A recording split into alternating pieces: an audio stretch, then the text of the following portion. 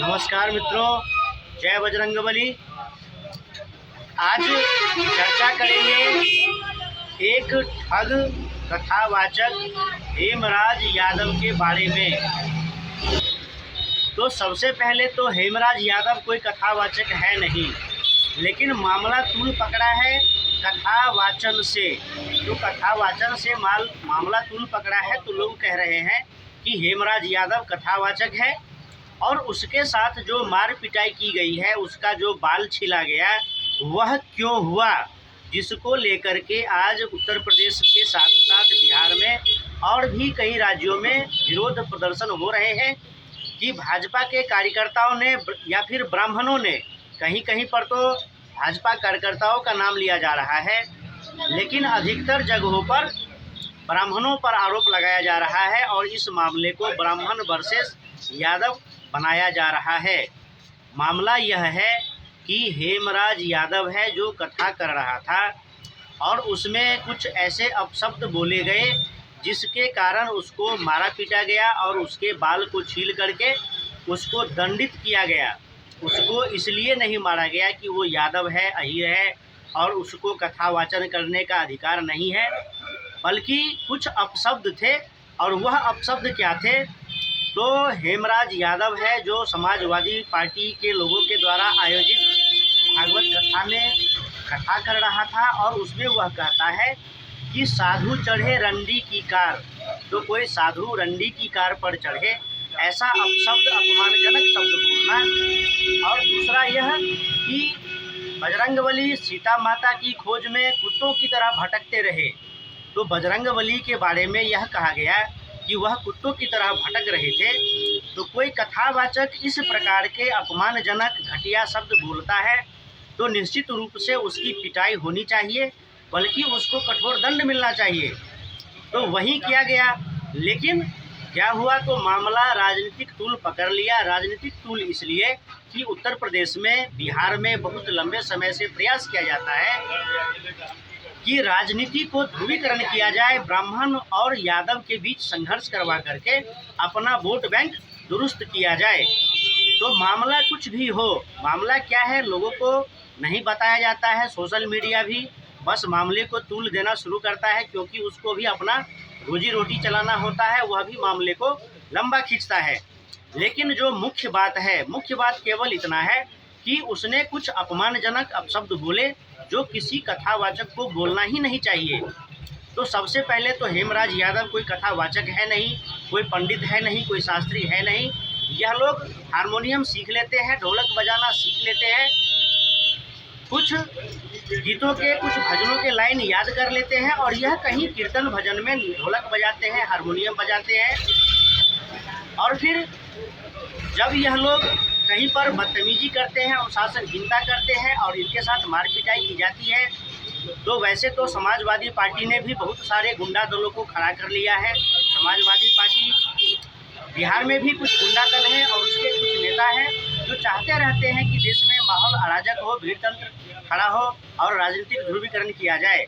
अब उसमें कोई भीम आर्मी बना लेता है, भीम सेना, अहीर सेना, क्या क्या सेना बना लेता है, फिर उसके गुंडे लगते हैं उपद्रव करने। तो आखिर अहीर सेना है या समाजवादी पार्टी है या कोई बिहार का नेता है जो कहता है कि जिसने हेमराज यादव को मारा हम उसको देख लेंगे? तो आप जो देख लेंगे उससे पहले आप यह जानकारी रख लीजिए कि क्या बजरंगबली सीता माता को खोजने के लिए कुत्तों की तरह भटक रहे थे? क्या आप बजरंगबली के बारे में, हिंदुओं के देवी देवता के बारे में इस प्रकार का शब्द बोलेंगे? क्या साधु रंडी की कार चढ़ते हैं, आप इस प्रकार का अपमानजनक शब्द बोलेंगे?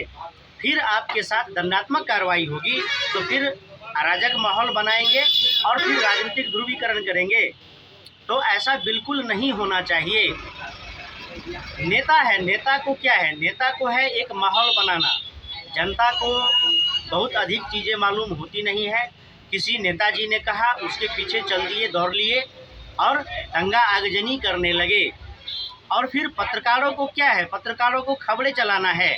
अब उसको एक हेमराज मिल गया, अब 4 दिन तक हेमराज का बाल छीला, हेमराज का बाल छीला, बाल की खाल निकालते रहेंगे सारे न्यूज़ चैनल, और वह भी तब तक बाल की खाल निकालते रहेंगे और नेता भी तब तक लगे रहेंगे जब तक कि दंगा फसाद न हो जाए।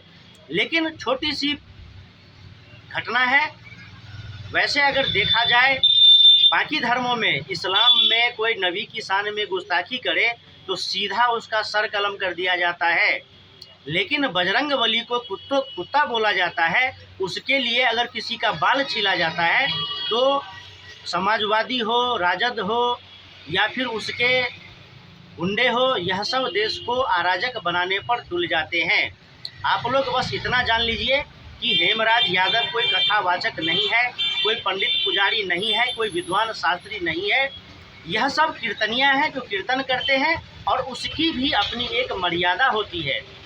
अब हेमराज यादव का वीडियो देखिए, उसमें वह अजीब अजीब प्रकार से मुंह बनाता है, अजीब अजीब प्रकार से आंखें तरेड़ता है और देवी देवताओं को हास्यप्रद बना करके, पिछली वीडियो में भी मैं आप लोगों को बताया था कि साधु संत पुजारी यह सब हास्य के पात्र नहीं होते। यह सब समाज के प्रतिष्ठित व्यक्ति होते हैं जिनका बहुत बड़ा सम्मान होता है समाज में। और फिर कुछ अनुशासनहीन घटिया सा आदमी आ जाता है कथा वाचन करने और देवी देवताओं के बारे में अनाप शनाप बोलना शुरू करता है, अजीब अजीब मुंह बनाता है, फिर उसको समाज में दंडित किया जाता है। तो इसके लिए माहौल को अराजक बनाने का प्रयास किया जाता है। इसमें न किसी ब्राह्मण का हाथ है, इसमें न किसी आरएसएस, बजरंग दल, भाजपा कार्यकर्ताओं का हाथ है।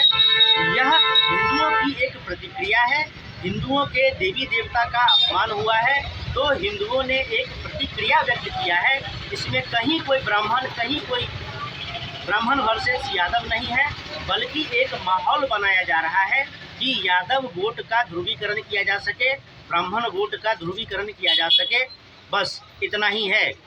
तो हेमराज यादव जैसे लोगों को दंडित निश्चित रूप से किया जाना चाहिए। और यह जो सोशल मीडिया में अनाप शनाप बयानबाजी कर रहे हैं, जो दंगे फसाद करने पर तुले हुए हैं, उनको भी दंडित किया जाना चाहिए। तो अब मामला सबके सामने है, सच्चाई सबके सामने है कि हेमराज यादव ने बजरंगबली का अपमान किया है, साधु संतों का अपमान किया है। उस पर अब एफआईआर होगी, उसको दंडित किया जाएगा। गुंडे जितना भी चिल्लाते रहे, दंगा फसाद भड़काने का प्रयास करते रहे, ऐसा कुछ नहीं होने वाला है। फिर मिलेंगे, नमस्कार।